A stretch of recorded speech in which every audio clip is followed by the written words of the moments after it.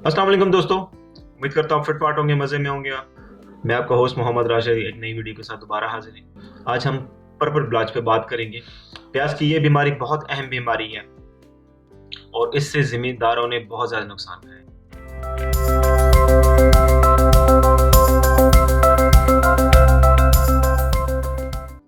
आज की वीडियो में हम क्या कवर करेंगे?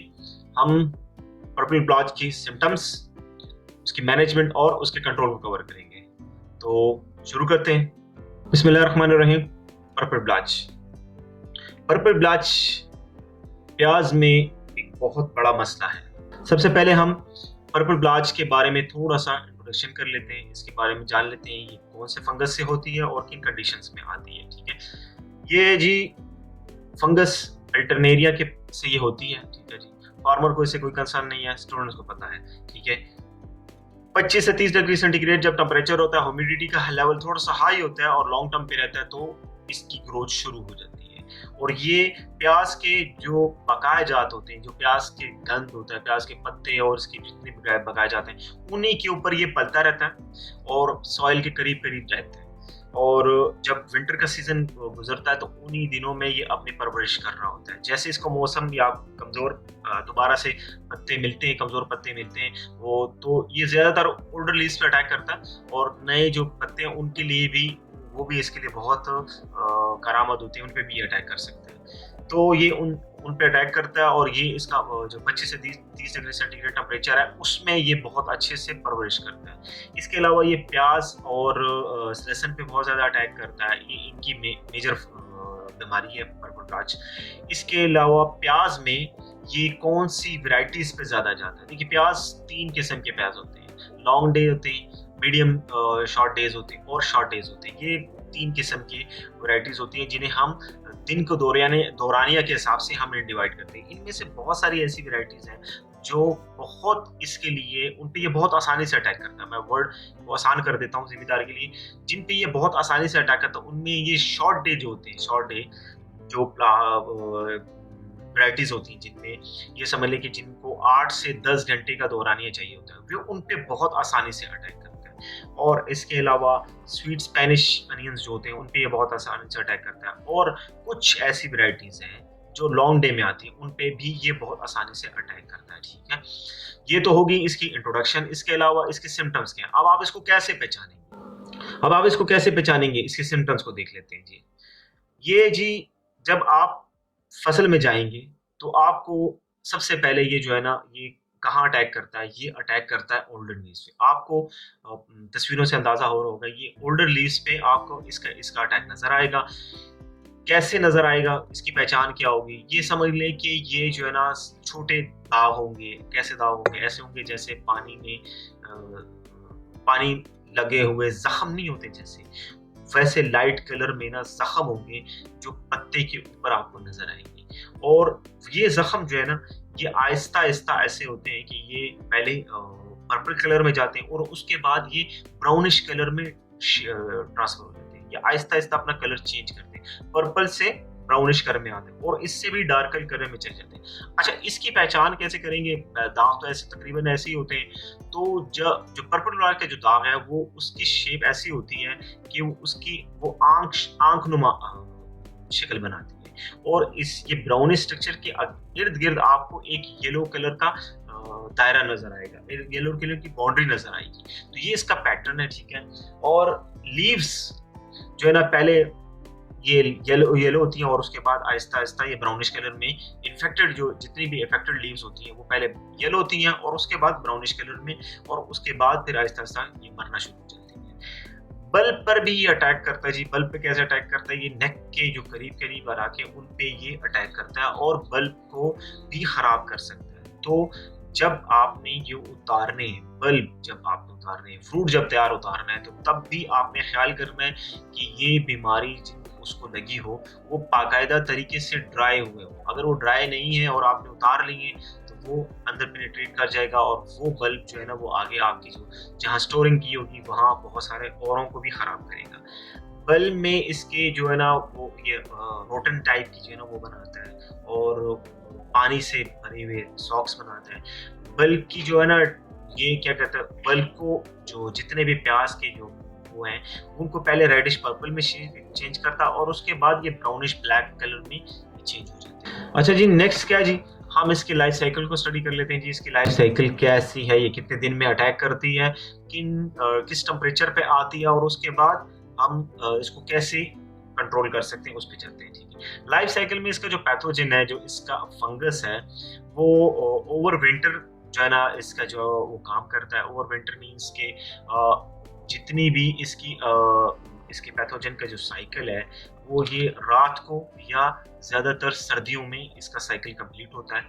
और ये क्रॉप रेजिड्यूज में, जिस तरह मैंने आपसे कहा कि जो प्लांट्स के जितने भी बकाया जात होते हैं, उन पे ये पलता रहता है और सॉइल के करीब रहता है, और इसके जो स्पोर्स हैं वो नए प्लांट्स पर इसी तरह ट्रांसफर हो जाते हैं। कंडीशंस में इसको जो टेम्परेचर है वो समझ लें कि 25 से 30 डिग्री सेंटीग्रेड इसको चाहिए। अगर ये अपने लाइफ साइकिल को चलाने के लिए इसको 25 से 30 डिग्री सेंटीग्रेड टेम्परेचर चाहिए। जब भी आपका मौसम 25 से 30 डिग्री सेंटीग्रेड में होता है तो थोड़ा सा आप इन चीज़ों को ध्यान रखें। और वेदर जैसे इसको ह्यूमिड मिलेगा और ह्यूमिडिटी बढ़ जाएगी उसमें, तब ये इसका अटैक आना शुरू हो जाएगा।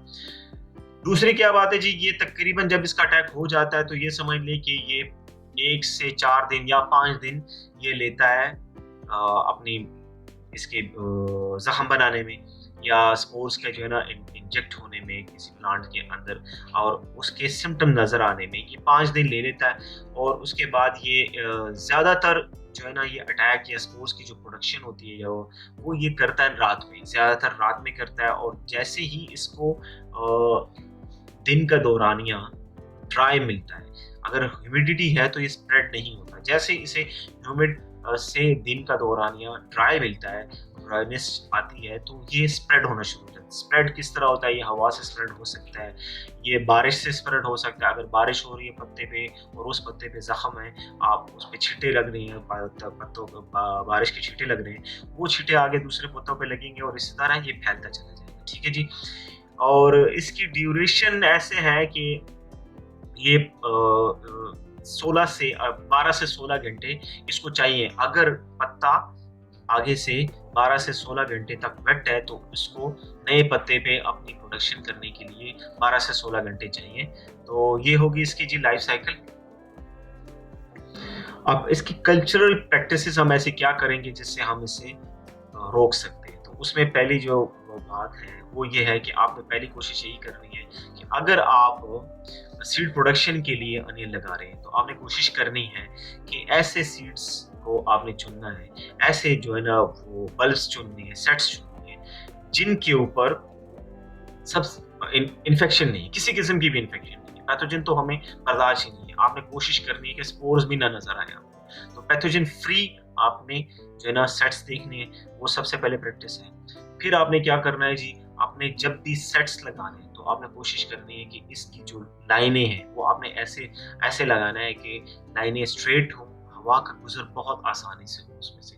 जितना उसमें स्पेस अच्छी होगी, हवा का गुजर अच्छा होगा, उतना इसके ऊपर बीमारी का अटैक कम होगा। अगर बीमारी आ भी जाएगी तो हवा गुजरने की वजह से, तेज हवा होने की वजह से वो स्पोर्स जल्दी से उड़ जाते हैं और आगे कहीं ट्रांसफर हो जाते हैं, तो वहाँ रहते नहीं। ये एक इसका प्रैक्टिस है। तीसरा इसमें आप क्या करना है कि आपने वीडिंग बहुत करनी है, जड़ी बूटियों की निकासी बहुत जल्दी करनी है। अगर जड़ी बूटियां उसके अंदर बढ़ रही हैं और बहुत ज़्यादा बढ़ गई हैं तो उससे क्या होगा कि उसकी वजह से उसके अंदर ह्यूमिडिटी का लेवल बढ़ जाएगा। जब ह्यूमिडिटी का लेवल बढ़ जाएगा तो इसको बहुत आसानी से ये फिर अपने प्रोडक्शन की तरफ वापस आ जाएंगी। तो जब आप इसके अंदर वीडिंग करते रहेंगे, जड़ी बूटियां हटाते रहेंगे, प्रॉपर जड़ी बूटियां हटाते रहें, तो उससे हवा का गुजर भी बेहतर रहेगा और ह्यूमिडिटी का लेवल भी कम रहेगा, तो उससे भी ये कंट्रोल में रहेंगे। आपने चौथी जो बड़ी बात है उसमें कोशिश करनी है कि प्याज को हम अक्सर मना करते हैं कि खाली यूरिया की छट्टे मत दिया करें, खाली यूरिया मत दिया करें और नाइट्रोजन की एक्सेस मत ज़्यादा मत दिया करें। जब भी आप पौधे को नाइट्रोजन ज़्यादा देते हैं या यूरिया ज़्यादा देते हैं तो वो उससे कमज़ोर हो जाता है, वो बढ़ोतरी की तरफ भागना शुरू कर देता है। और वो जब एक्सेस भागता है और मैच्योर हो जाता है तो उससे क्या होता है कि वो प्री मैच्योर जब हो जाता है तो उससे क्या होता है, पौधा कमज़ोर होता है, उस पर स्पोर्स अटैक करते हैं और वो उसके ऊपर उसमें प्रोडक्शन शुरू हो जाती है और कमज़ोर हो जाती है और बीमारी बढ़ना शुरू हो जाती है। तो ये चीज़ करनी है। 5वीं जो बड़ी बात है जो मैं अक्सर वीडियोज़ में कहता हूँ कि क्रॉप रोटेशन किया करें, क्रॉप रोटेशन किया करें। क्रॉप रोटेशन इसमें लाज़मी 3 साल के लिए करें ताकि आपको ये बीमारियाँ ना आएँ। क्रॉप रोटेशन बहुत लाज़मी है जी, इसको लाज़मी करें। उसके बाद आपने क्या करना है जी, आपने जितने भी इन्फेक्टेड प्लांट हैं, जितने भी आपके पौधे पौधे इन्फेक्टेड हैं, आपको नज़र आ गए यार ये पौधा इन्फेक्टेड है, छोटे स्टेज में है, दूसरे पौधे हैं, शिफ्ट कर लें। नहीं है तो फिर जो पौधे इन्फेक्टेड हैं, आपने जब भी इनके कचरा इकट्ठा करना है, इसको बाकायदा तरीके से जलाना है और या किसी गहरे खाई में इसको ढाल के ऊपर से मिट्टी डाल दें। ठीक है, ये इसका एक तरीका है। हार्वेस्टिंग के टाइम आप मैंने पीछे भी जिक्र किया, हार्वेस्टिंग के टाइम पे बल्ब जब तैयार हो जाता है तो आपने प्रॉपर तरीके से इसकी हार्वेस्टिंग करनी है। वेट या जो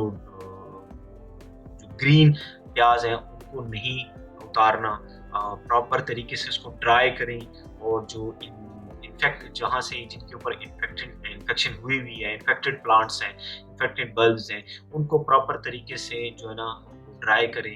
उनकी नेक्स से जो है ना, क्योंकि ये ज़्यादातर जो है ना नेक से इंटर होती है, तो जब नेक के एरिया अगर वो ड्राई है तो तब भी उनको स्टोर करें, नहीं तो उनको हटा दें, उनको मत रखें अपने पास। चौथी बात, जब आप उसको अनियन को स्टोर कर रहे होते हैं तब भी यही बात का ख्याल रखें कि उसकी जो नेक के पोर्शन है वो प्रॉपर तरीके से हटाएं ताकि उसके साथ कोई भी बीमारी स्टोर में ना जाए। ठीक है, एक और जो बड़ी बात है जिसका मैं अक्सर जिक्र भी करता हूँ कि आपने इसमें जब भी किसी भी पेस्ट का अटैक होता है, किसी भी पेस्ट का अटैक होता है, तो आपने कोशिश करनी है कि उस पेस्ट की कंट्रोल को लाजमी बनाना है, क्योंकि जब पेस्ट कंट्रोल करता है तो वो भी बीमारी की जो फंगल बीमारियां हैं, वायरल बीमारियां हैं, वो भी उनका जरिया बन जाती है। तो उसमें कोशिश करें कि जितने भी पेस्ट हैं, ज़्यादातर प्याज में थ्रिप्स का अटैक होता है, तो थ्रिप्स के कंट्रोल को यकीनी बनाएं ताकि ये बीमारी आगे न बढ़े। ये थी इसकी जी कल्चरल या समझ लें कि या मैनेजमेंट होगी, इसको मैनेजमेंट। इसके बाद इसकी जो है ना केमिकल कंट्रोल्स हैं। केमिकल कंट्रोल्स में बहुत सारे केमिकल्स अवेलेबल है मार्केट में। आप इसमें टॉप्सने इस्तेमाल कर सकते हैं, कैविटॉप इस्तेमाल कर सकते हैं, रिवर्स इस्तेमाल कर सकते हैं। आप इसमें जो है ना कॉपर हाइड्रोक्साइड के कुछ प्रोडक्ट हैं वो इस्तेमाल कर सकते हैं। मैं तस्वीरें दे दूंगा और उन तस्वीरों को देख के, उन प्रोडक्ट्स को देख के अपने जो करीब के जितने भी डीलर्स हैं उनसे रिक्वेस्ट करें कि वो आपको अवेलेबल करके दें, या उसकी पहचान के उस प्रोडक्ट की अवेलेबिलिटी को आपके लिए अवेलेबल करें, तो वो इस्तेमाल करें और कोशिश करें कि टाइम से स्प्रे किया करें। स्प्रे में सबसे अच्छी बात यह है कि आप उसको इनिशियल कंडीशन में उसको स्प्रे कर लिया करें, और अगर किसी ने मेरी स्प्रे करने के तरीक़ों को नहीं पढ़ा तो मैं ये आई के बटन के प्रेस करके मेरी स्प्रे की वीडियो को भी देखें और वहाँ से प्रॉपर स्प्रे का तरीका सीखें। और कभी भी केमिकल्स को ज़्यादा स्प्रे मत करें, और जो ज़रूरत की चीज़ें हैं उसको टाइम से स्प्रे करेंगे तो बेहतर रहेगा, आपके पैसे बचेंगे। बाद में पेस्ट बढ़ जाता है या आपका फंगस का अटैक बढ़ जाता है तो फिर उसके ऊपर मल्टीपल स्प्रे करने पड़ते हैं, और जिसकी वजह से आपका खर्च बढ़ जाता है। तो उस चीज़ को बचाएं। उम्मीद करता हूँ आज की वीडियो आपको अच्छी लगी होगी। अगर अच्छी लगी है तो शेयर करें और सब्सक्राइब करें मेरे चैनल को। मैं एक नई वीडियो के साथ दोबारा हाजिर होऊंगा, तब तक के लिए इजाज़त दीजिए। दुआ में याद रखें। अस्सलाम वालेकुम।